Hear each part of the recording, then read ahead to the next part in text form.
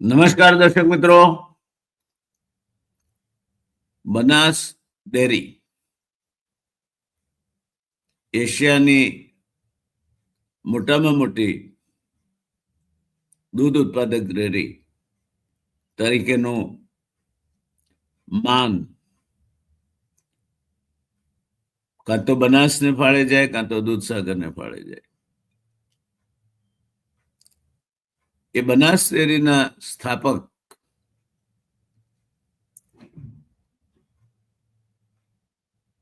અત્યંત સાદગીપૂર્ણ સરળ વ્યક્તિત્વ ગલબાભાઈ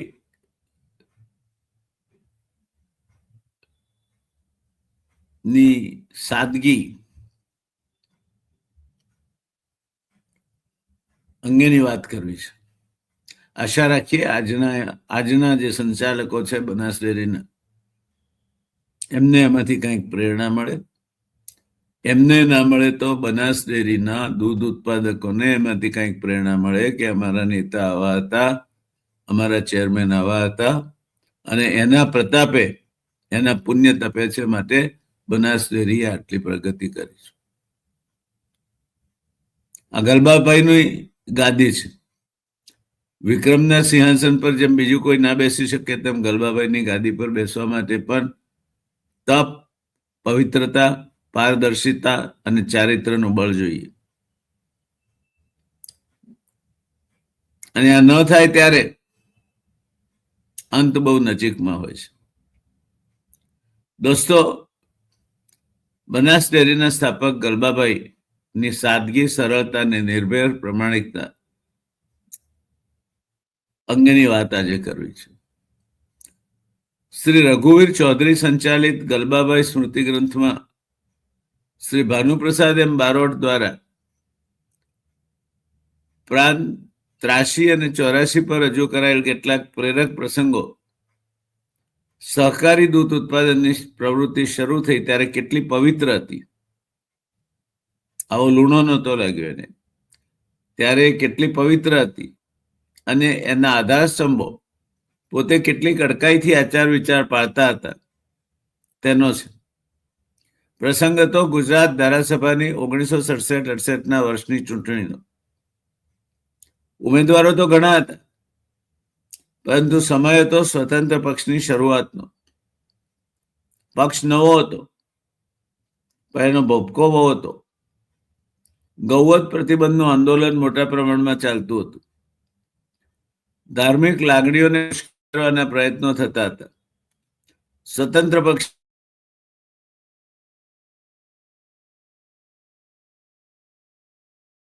કોમના ઉમેદવાર હતા રામજીભાઈ. અપક્ષ તરીકે છાપીના ડોક્ટર કટારી. છાપી વિભાગને ડોક્ટર કટારી માટે માન. કોઈકે ગલબા કાકાને પૂછ્યું કે કાકા, કટારી સાહેબનો ઘોડો જીતશે? જવાબ મળ્યો, ભાઈ, કટારી સાહેબની જીત કોઈ કાળે નહીં થાય. કારણ જનતાનો જુવાળ જુદો છે, કોંગ્રેસની બોલબલા છે, અને થયું પણ એમ જ.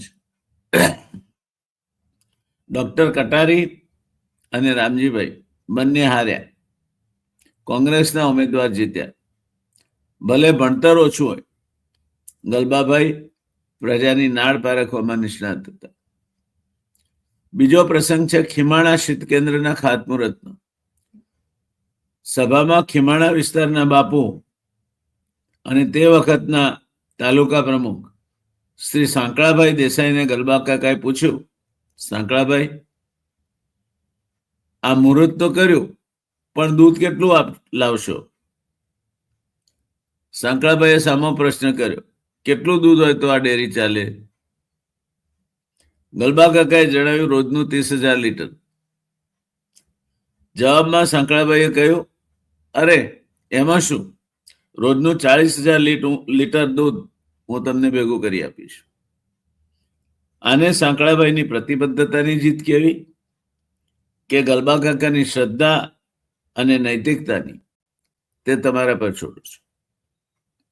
આ ખીમાણા શીત કેન્દ્ર માટે વધારાની જમીન ખરીદવાની હતી.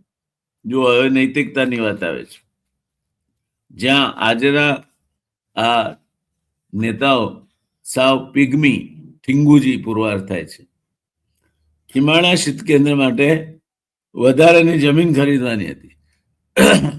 જિલ્લા પંચાયતના પ્રમુખશ્રીના રહેઠાણથી સાંજના 6 કલાકે ખીમાણા તરફ જવા ગલબાભાઈ રવાના થયા.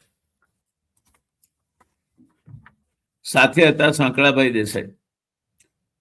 ખીમાણા પહોંચતા સાંકળાભાઈએ જમવા માટે પૂછ્યું, ગલબાભાઈ શું રાંધશું? ગલબાભાઈનો જવાબ હતો, જુઓ સાંકળાભાઈ, શિયાળો છે, હું અને મારો ભાનુ બારોટ અને ડ્રાઈવર 3 માટે બાજરાના 3 રોટલા, લીલા મરચાની ચટણી અને સેન્ટરમાંથી થોડુંક દૂધ મંગાવી લઈશું. ઘણું જ થઈ પડશે, બીજું કાંઈ ખાવું નથી.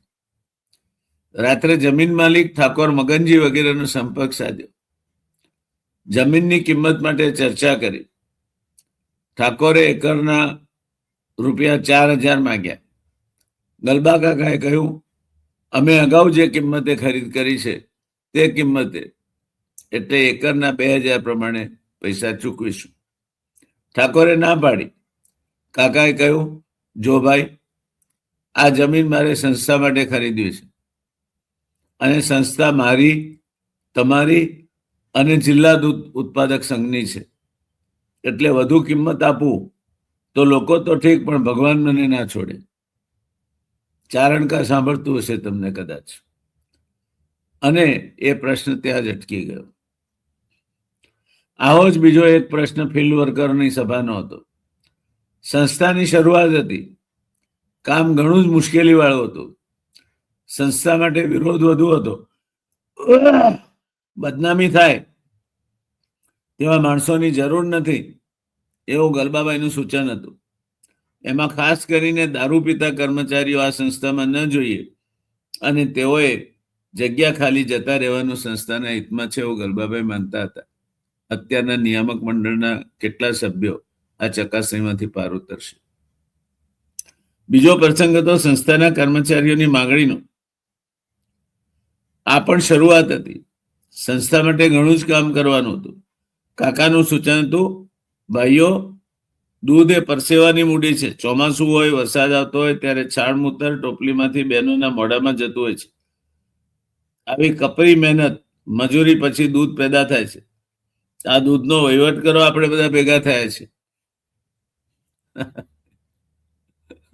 આ દૂધનો વહીવટ કરવા આપણે બધા ભેગા થયા છીએ. વહીવટ તો આજે પણ થાય છે. કેવો વહીવટ થાય છે તે તમને ખબર છે. ગલબા કાકાનો વહીવટ કેવો હતો તે તમને ખબર છે. પેલી બહેનો એની જ છે, એ બિચારી માથે ટોપલીઓ ઉચકે છે, છાણ મૂતર ઉચકે છે, સવારે વહેલી ઉઠે છે, મહેનત કરે છે. ત્યારે આવી કપરી મહેનત મજૂરી પછી દૂધ પેદા થાય છે. આ દૂધનો વહીવટ કરવા આપણે બધા ભેગા થયા છે, ગલબા કાકાએ કહ્યું. એમાં જો આપણે બગાડ કરીશું તો કુદરત આપણને તો ઠીક, પણ આપણી ભાવિ પેઢીને પણ છોડશે નહીં. હવે એ ખબર નહીં કેમ કુદરત ક્યાં સૂઈ ગઈ છે જ ખબર નથી પડતી. કારણ કે અહીંયા તો ધર્મીના ઘેર દાળ અને કહાઈના ઘેર કહવા. અમની તો પેઢીઓ ફૂલતી ફાલતી જ જાય છે. ત્યારે ગલબા કાકા કહે છે કે આવું કરીશું તો આપણને તો ઠીક, પણ આપણી ભાવિ પેઢીને પણ કુદરત છોડશે નહીં અને છોકરા ગાંડા પાકશે. હવે એ બાકી રહ્યું છે, હવે આગળ જતા જોવાનું રહે. આપણે વળી રજા શું? રજા તો ક્યારે પાડવાની ખબર છે? જે દિવસ ભેંસ દોવા ના દે તે દિવસે આપણે રજા. અને કુવામાં હશે તો વાડામાં આવશે. સંસ્થા નફો કરશે તો તેને કઈ છોકરા છોકરી પરણાવવા નથી, લોકોને લાભ થશે, સાથે સાથે કર્મચારીઓને પણ તેનો લાભ મળશે. માટે તમે તમારી વાત છોડો અને સરળ વાત કરો તો કંઈક સમજવા પડે. આ ગલબા કાકા હતા.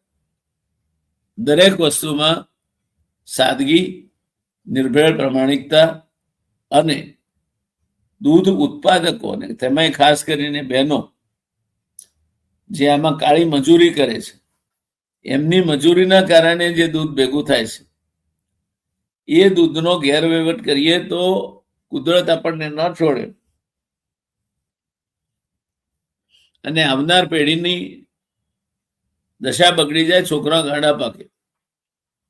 કદાચ કુદરત આ બધું ભૂલી ગઈ લાગે છે. કુદરત આ યાદ કરે એની આપણે રાહ જોઈએ. તો મને લાગે છે દોસ્તો, ગલબા કાકાની સાદગી, પ્રમાણિકતા, પારદર્શિતાની આ વાત અહીં જ અટકાવીએ. આવા તો અનેક પ્રસંગો છે, તમારી સામે મૂકતો રહીશ. બનાસ ડેરીના પ્રથમ ચેરમેન ગલબા કાકા દોરડું અને માટીનો ગડો કૂવામાંથી પાણી કાઢવા હાટું ખભો લઈને જાય એ ગલબા કાકા. ચાલતા ચાલતા જાય એ ગલબા કાકા. ડેરીનું કામ ના હોય તો ડેરીની જીપ ના વાપરે એ ગલબા કાકા. પોતાના જરૂરતથી એક પૈસો પણ વધારે ન ખપે એ ગલબા કાકા. કાળી મહેનતના કારણે ઉત્પન્ન થતા દૂધનો આ પૈસો છે, એનો ગેરવહીવટ ન થાય એમ માને એ ગલબા કાકા. પ્રશ્ન થાય છે દોસ્તો, કહા ગયે વો લોગ? ગલબા કાકાએ કલ્પ્યું પણ નહીં હોય કે એમના પાછળની પેઢીઓ આવી નપાવટ પાકશે કે જેમના નામે કૌભાંડો બોલતા હશે. ખેર, કુદરત કોઈને છોડતી નથી અને કુદરતી ન્યાયનો સિદ્ધાંત અકળ હોય છે. કુદરતનો ન્યાય કરશે, એમાં કોઈ શંકા નથી.